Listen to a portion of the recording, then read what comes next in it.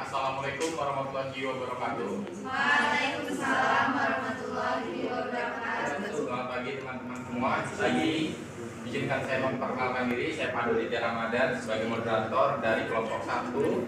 Saya Dara Zulkarnain dari kelompok 1 sebagai presentator media pembelajaran. Dan saya Lidya Zulkarnaina dari kelompok 1 yang akan memberikan materi. Di sini kami akan mempresentasikan hasil observasi kami di SD 4 Metro Barat terkait ide pokok. Baik, terima kasih. Selamat menyaksikan. Baik, sebelumnya di sini saya akan menjelaskan tentang materi kelompok 1, yaitu ide pokok paragraf. Jadi, ide pokok adalah masalah utama yang dibahas dalam suatu paragraf. Ide pokok dapat ditemukan dalam kalimat utama. Dan kalimat utama adalah kalimat yang berisi pokok pikiran utama atau ide pokok dan menjadi dasar utama pengembangan paragraf. Tentang kalimat utama ada 3. Yang pertama, kalimat deduktif, kalimat induktif, dan campuran. Ada yang tahu kalimat deduktif itu apa? Enggak. Yang terdapat di awal paragraf. Ya. Dan induktif di akhir paragraf, serta campuran yaitu di awal dan di akhir paragraf. Oke. Ide pokok sering disebut sebagai yang pertama gagasan utama, ada juga pikiran utama, terus pikiran pokok, gagasan pokok, dan pokok pikiran. Nah, ide pokok juga memiliki fungsi memberikan penjelasan dari inti suatu paragraf sehingga pembaca dengan mudah dapat memahami paragraf tersebut atau menjelaskan inti dari suatu paragraf. Cara menentukan ide pokok paragraf yang pertama, bacalah teks dengan seksama. Yang kedua, bacalah teks secara berulang. Dan yang ketiga, gunakan kalimat utama di awal, di akhir, dan di awal dan di akhir. Ide pokok paragraf terdapat pada kalimat utama. Selanjutnya akan kami sampaikan tentang penggunaan media.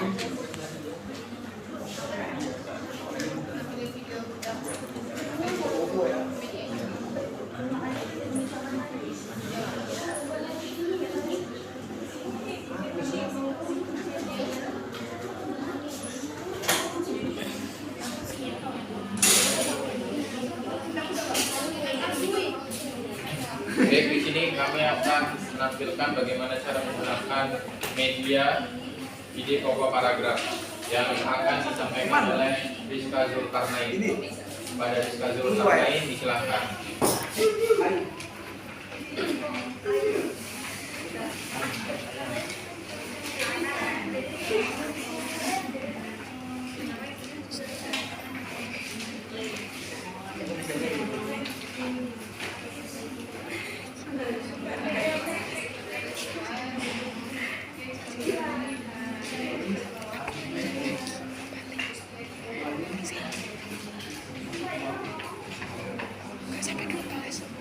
Aku nomor 12.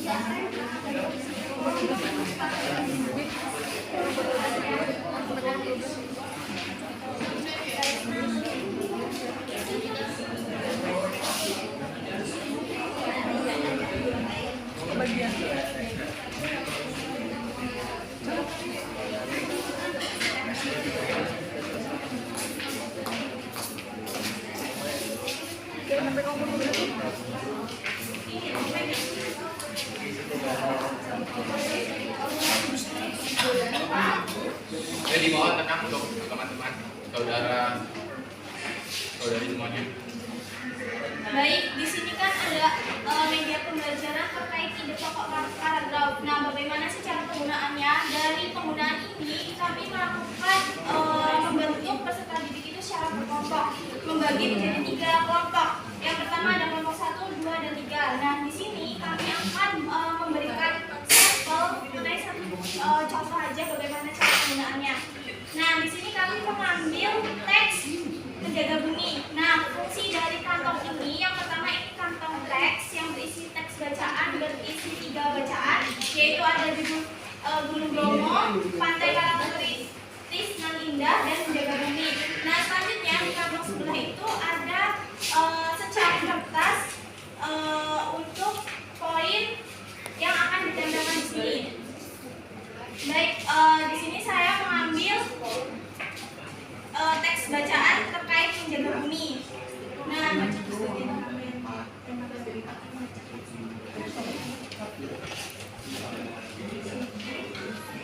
Oke teman-teman, gimana cara kita nentuin ide pokok? Yang pertama caranya adalah kita harus membaca teksnya terlebih dahulu.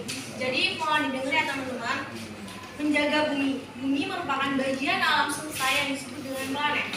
Planet ini memiliki ciri-ciri berwarna hijau dan biru. Planet bumi inilah yang menjadi tempat tinggal bagi manusia karena hanya planet ini yang memiliki oksigen untuk manusia bernafas. Nah, baik. Jadi ide pokok paragraf dari teks bacaan tersebut, paragraf pertama yaitu bumi merupakan bagian alam semesta yang disebut dengan planet. Nah, jadi pertama kita tempel di sini ada paragraf pertama karena ini adalah ide pokok paragraf. Selanjutnya paragraf kedua, selanjutnya yaitu perputaran bumi pada porosnya menyebabkan adanya siang dan malam yang terjadi di bumi. Sedangkan perputaran bumi mengelilingi matahari menyebabkan adanya tahun Masehi. Bumi memiliki satu satelit yang disebut bulan. Satelit bumi ini ukurannya lebih kecil dan para ahli menyatakan bahwa setiap tahunnya satelit bumi ini menjadi makin jauh. Nah, jadi ide pokok yang kedua, paragraf yang kedua yaitu perputaran bumi pada porosnya menyebabkan terjadinya siang dan malam. Selanjutnya kita tempel pada bagian yang kedua. Paragraf selanjutnya yaitu bumi memiliki hamparan laut yang luas dan lebih banyak daripada hamparan tanahnya. Saat ini bumi semakin rapuh karena eksploitasi manusia terhadap sumber daya alam. Penggunaan sumber daya alam yang berlebihan membuat kualitas akomodasi menurun. Nah, baik. Selanjutnya yaitu ide pokok paragraf yang ketiga yaitu bumi memiliki hamparan laut yang luas daripada hamparan tanahnya.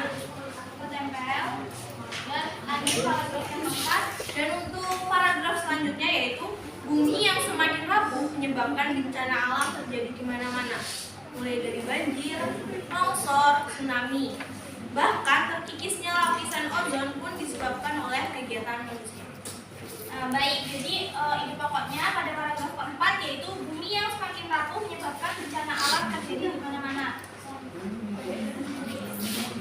Mungkin itu saja media pembelajaran yang dapat kami tampilkan dari kelompok 1.